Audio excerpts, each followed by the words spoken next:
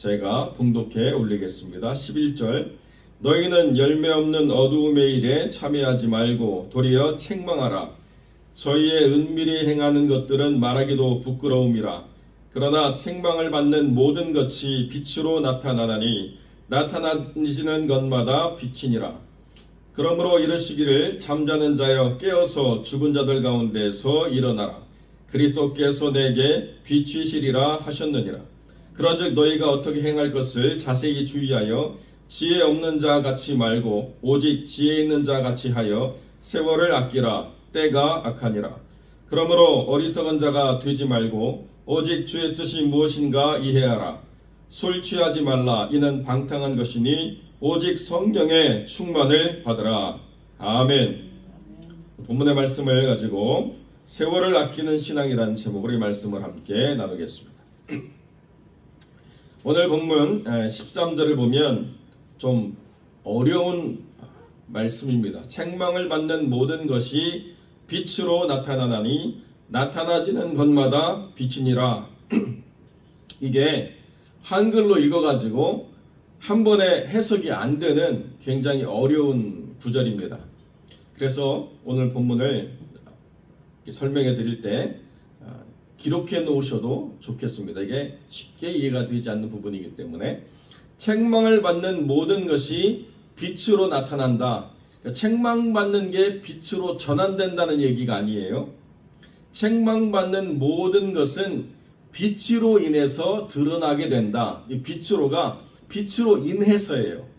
책망받는 모든 것들이 감춰지지 않고 빛으로 말미암아 나타나 보여지게 된다. 이것이 전반부의 명확한 해석이고, 그러므로 나타나지는 것마다 빛이니라 이라고 이야기하는 이 한글 성경은 직역되어 있는데, 이걸 좀 이해하기 쉽게 설명해 드리면, 무언가 나타나지는 모든 그 존재들은 빛에 의해서 나타나지게 된다라고 13절에 설명해 주고 있습니다. 그래서 14절을 보면 이 설명이 어떻게 더 잘 이해가 되느냐? 그리스도께서 비추시면 자는 자와 죽은 자 사이에 명확한 구별이 드러나요. 그래서 죽은 자들은 못 일어나는데 자는 자들은 일어나게 되어 있다는 거예요. 그러므로 일어나라. 그리스도께서 내게 비추시리라 하셨을 때 못 일어나는 것들은 이건 죽은 거구나라고 하는 그 존재와 실상이 드러나고, 깨어 일어나는 사람들은 이분들은 살아있는 믿음의 성도구나라고 일어나게 된다는 것입니다. 여러분들은 지금 다 깨어서 일어났잖아요. 그죠? 깨어있는 하나님의 성도라는 거예요. 빛이 임하면 죽은 자들은 못 일어나요. 그러나 빛이 임하면 살아있는 사람들은 일어나게 되어 있다는 것입니다. 그게 나의 나됨이라는 거예요. 내가 영적으로 죽었는지 영적으로 잠자는 자인지 내가 누군가를 이야기할 때 지금 다 세상 속에서 혼돈 가운데 있어서 다 똑같이 살아가는 것 같지만 그리스도의 빛이 비추면 영적으로 죽은 자는 못 일어나지만 영적으로 살아있는 자는 일어날 때가 되었구나. 그리고 깨어서 일어나게 된다라고 성경이 우리에게 가르쳐 주고 있다는 것입니다. 그렇기 때문에 모든 것들은 다 빛 대신 예수 앞에서 드러나게 돼 있어요. 그때 책망받을 것으로 드러나느냐 아니면 지혜로운 건축자로 드러나의 차이가 있다는 것입니다.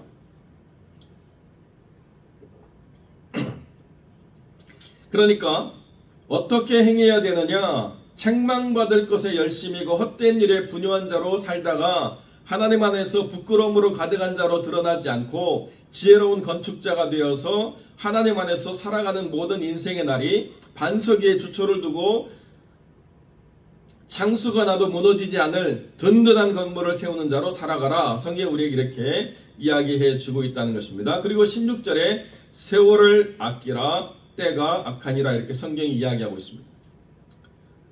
여러분, 세월을 아끼라 이렇게 이야기하니까 시간을 잘 써야 되겠구나. 하루를 허투루 보내면 안 되겠구나. 내가 뭔가 의미 있고 가치 있는 일을 해야 되겠구나. 이렇게 생각하면 잘못된 거예요. 왜 그런가? 세월이라고 하는 이 단어가 내게 주어진 24시간을 아껴라 이 얘기하는 게 아니에요. 알뜰살뜰 내가 24시간을 잘 관리해가지고 자는 시간, 일하는 시간, 먹는 시간, 운동하는 시간, 돈 버는 시간 뭐 다 자기가 계획적으로 나눠가지고 나는 허투루 쓰는 시간이 단 하나도 없습니다라고 말하는 거는 오늘 본문의 성경이 말하고 있는 의미와는 아무런 관계가 없습니다. 여기 세월을 아끼라고 하는 말은 크로노스의 시간, 24시간으로 주어지는 나에게 오는 하루의 시간이 아니에요. 카이로스의 시간, 하나님이 내게 허락하시는 시간, 하나님을 만나는 시간, 하나님이 은혜 주시는 시간, 하나님이 나를 부르시는 시간, 하나님이 내 삶에 역사하시는 특별한 시간을 아껴라. 성경이 이렇게 이야기해 주고 있다는 것입니다. 그런데요, 많은 사람들이 자기의 계획된 24시간 안에서 자기 마음대로 하나님 만나는 시간을 구겨넣어요. 자기가 계획된 24시간의 시간에 자기가 관리자로서 오늘은 예배 드리는 날, 오늘은 예배 못 드리는 날, 오늘은 기도하는 날, 오늘은 기도 안 하는 날, 오늘은 성경 읽는 날, 오늘은 성경 안 읽는 날, 자기 마음대로 넣다 뺐다 하면서 자기가 시간을 관리하며 살아가요. 근데 그거는 지혜로운 자가 아니라는 거예요. 우선순위가 분명해야 돼요. 내가 어떤 일이 있어도 뺏기지 않을 시간 뭐예요? 하나님이 내게 주신 시간. 이걸 뺏기지 않아야 돼요. 그래야 이 악한 세상을 이겨갈 수 있는 지혜로운 자가 된다는 거예요. 내게 하나님이 은혜 주시려고 하는 시간을 다 뺏기고 난 다음에 아무리 24시간을 잘 관리한다고 한들 그게 하나님 앞에서 의로운 삶이냐? 하나님 앞에서 지혜로운 자냐? 아니라는 것입니다. 그러니까 내가 삶의 관리자로서 살아갈 때에 가장 먼저 내가 아껴야 될, 내가 가장 가치 있어서 뺏기지 말아야 될 가장 소중한 시간은 하나님께 드려지는 시간이고 하나님이 나를 만나주시는 시간. 이 시간을 아끼라는 거예요.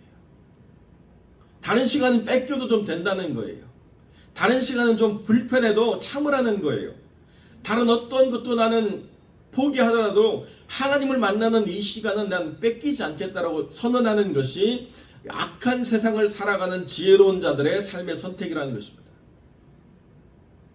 그런데 이 우선순위가 세워지는 게 참 쉽지 않아요.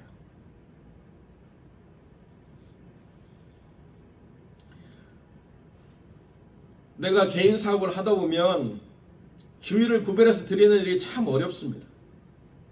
근데 똑같은 두 가정이 있었는데 한 가정은 믿음 안에 있어서 여러 가지 직무로 바쁘고 열심을 다하지만 꼭 주일날 가게를 열어야 되는 그런 생각을 가지고 계셨어요. 너무 주일날 버는 돈이 크기 때문에. 이 가정은 믿음이 없어서 미국 와가지고 신앙을 처음 갔는데요. 그 6일만 일해야 될 삶이 7일까지 계속되니까 어느 한 날 일하는데 뭐가 입에 걸리더래요. 보니까 이가 저절로 빠져가지고 입안에서 굴러다니는 거예요. 이거 안 되겠다. 내가 이렇게 살면 안 되겠다. 그리고 생각한 게 뭐냐. 목사님이 주일은 쉬라고 했는데 쉬어야 되겠다. 믿음이 없는데도 어떻게 제 권면이 마음에 그 기억이 됐는지 이분은 주일을 쉬셨어요. 그리고 난 다음에 성가대 봉사도 하시고 여러 가지 참여를 하면서 저한테 하시는 말씀이 목사님 주일을 쉬면 큰 손해를 볼 줄 알았는데 사람들이 알아서 토요일날 와가지고 주일날 쉬어도 큰 손해가 없던데요. 맞아요. 세월을 아끼면 하나님이 책임지세요. 이게 하나님의 방식이에요. 그런데 내 눈앞에서 있는 것을 내가 놓치면 안 될 것 같은 불안감이 하나님은 좀 내가 양보를 해도 하나님은 나를 버리시지 않겠지라고 하는 생각 속에서 있는지는 모르겠지만 늘 우리의 삶에서 그렇게 하나님이 2순위가 되고 3순위가 되고 내 삶에 가장 중요한 것이 무엇인가를 분별하지 않은 채 살아가다 보면 빛이 비춰도 못 일어나는 상황이 될 수가 있다는 것입니다. 그러니까 어리석은 자가 되지 말고 주의 뜻이 무엇인가를 바르게 이해해야 된다는 거예요. 술 취하지 말고 성령의 충만을 받으래요. 술 안 먹는데요. 여기에 술은 그냥 술이 아니에요. 그때 당시에 디오니소스라고 하는 우상숭배에 가득한 문화를 이야기하고 있는 것입니다. 한국 사람들이 제일 잘하는 자양강장제, 피곤하면 따서 마시는 거 뭐가 있죠? 바카스. 로마는 바카스고 그리스는 디오니소스예요. 똑같은 신이에요. 술의 신. 그런데 이 술의 신에는 뭐가 따라다니느냐? 마이나데스라고 하는 광신도 여자들이 따라다닌다고 신화에 나와 있어요. 그런데 실제로 디오니소스 신앙을 가진 광신도 여자들이 비밀리에 모여가지고 벌이는 은밀한 집회가 있습니다. 가면을 쓰고 술에 취해가지고 제물로 바쳐진 어린아이를 산채로 뜯어먹고 피를 마시는 축제가 있어요. 그게 술의 신의 축제예요. 왜 어린아이를 산채로 뜯어먹고 피를 마시느냐? 그렇게 해야 그 신과 내가 하나가 된다라고 생각하는 믿음이 있었다는 거예요. 그러니까 로마 사람들이 착각하는 게 뭐냐? 우리가 예수의 살을 먹고 예수의 피를 먹는다 그러니까 이놈들도 그 디오니소스 광신도처럼 그렇게 사람 잡아먹는구나 착각했다는 거죠. 희한하죠? 이단은 늘 우리의 것을 차용해가지고 자기들의 것을 만들어요. 그런데 가짜기 때문에 악한 것으로 드러나게 되어 있다는 거예요. 우리는 예수님의 살과 피를 먹고 마시는데요, 사람 잡아먹지 않아요. 우리는 주님이 우리 안에 임재하셔서 우리의 거룩한 삶을 이끄시는 존재로 우리 안에 내주하시기 때문에 살과 피를 먹고 마심이라고 하는 것은 실제로 어떤 살과 피를 먹고 마시는 게 아니거든요. 그런데 이 마귀에 속한 모든 영적 세계는 언제나 예수 그리스도의 것을 가져와 가지고 모방을 삼아서 거룩한 채를 하기 때문에 문제라는 거예요. 그러므로 술 취하지 말라고 하는 것은 술만 먹지 말라는 게 아니라 그런 세상의 영적인 모든 실체로부터 우리가 완전히 구별된 거룩한 삶을 살아야 된다는 것이고, 그렇게 살려고 하면 성령의 충만함이 없이는 되어지지 않는다는 거예요. 노력의 결과로는 되어지지 않는다는 거예요. 착하게 살려고 해서 되어지는 게 아니라는 거예요. 여러분보다, 여러분의 열심과 여러분의 의지와 여러분의 능력보다 마귀의 능력과 마귀의 의지와 마귀의 힘이 더 커요. 우리가 스스로 서려고 하는 의지보다 여러분을 무너뜨리려고 하는 마귀의 의지가 쉬지 않고 있다는 거예요. 여러분은 피곤하면 자지만 마귀는 자지 않아요. 여러분은 하나님을 의지해서 때로는 여유를 가질 수 있지만 마귀는 어떻게 하든지 믿는 자들을 넘어뜨리려고 하는 그 열심을 가지고 우는 사자와 같이 여러분을 찾고 있기 때문에 성령의 충만함이 없이는 하루도 우리가 승리할 수가 없다는 것입니다. 이것이 영적인 원리로 우리 안에 분명하게 서야 된다는 거예요. 내가 세월을 아껴야 내가 지혜로운 자가 되고, 내가 세월을 아껴야 성령께서 내 삶에 역사하셔서 나로 말미암아 충만한 임재 가운데 살아갈 수 있는 하나님의 사람으로 우리를 이끄신다는 거예요. 지금 당장 우리가 구속주요 심판주이신 예수 그리스도 앞에서 서는 것이 아니기 때문에 이래도 괜찮고 저래도 괜찮고 조금 뒤로 미뤄도 괜찮고 지금 당장 하지 않아도 괜찮고 많은 여유를 가질 수 있지만, 여러분 임박한 종말이 내일이라고 하면 우리가 당장의 우선순위가 바뀌지 않겠습니까? 우리가 내일 당장 주님 앞에 서서 얼굴과 얼굴로 대면해야 된다고 한다면 삶의 우선순위가 바뀌어야 될 것들이 많이 있을 거예요. 꼭 그렇게 임박해야만 마치 밀린 숙제 한꺼번에 하듯이 우리가 그렇게 살아갈 것이 아니라 하나님이 우리 안에 임하시는 그 역사를 가지고 살아가도록 우리의 삶을 지금부터 계속 바꾸고 새롭게 발전시켜 나가야만 주어진 24시간 가운데 하나님이 역사하시는 시간들로 우리의 삶이 바르게 자리매김할 수 있다라고 성경이 우리에게 분명하게 가르쳐주고 있다는 것입니다. 왜 믿는데, 왜 기도하는데, 왜 주일날 나와서 예배드리는데 내 삶이 이렇게 어지러운가? 두 가지 영적인 충돌이 있다는 거죠. 삶의 우선순위를 세울 때 하나님 안의 시간을 지키려고 하는 자아와 그것을 무너뜨리려고 하는 영적인 도전이 반드시 있다는 거예요. 세월을 아끼려고 하려면요, 그런 마음을 무너뜨리려고 하는 영적 도전이 반드시 있다는 거예요. 아, 내가 이번부터는 현장에 나와서 예배드려야지. 그런 문제가 생겨요. 아, 문제가 생기니까 못하는구나. 아니라는 거예요. 문제를 뛰어넘는 하나님의 은혜를 구하고 문제가 해결되도록 하나님 앞에 역사를 간구함으로 문제를 넘어서는 성령의 역사를 맛보고 경험해야죠. 내 스스로가 한계를 정해서는 안 된다는 거예요.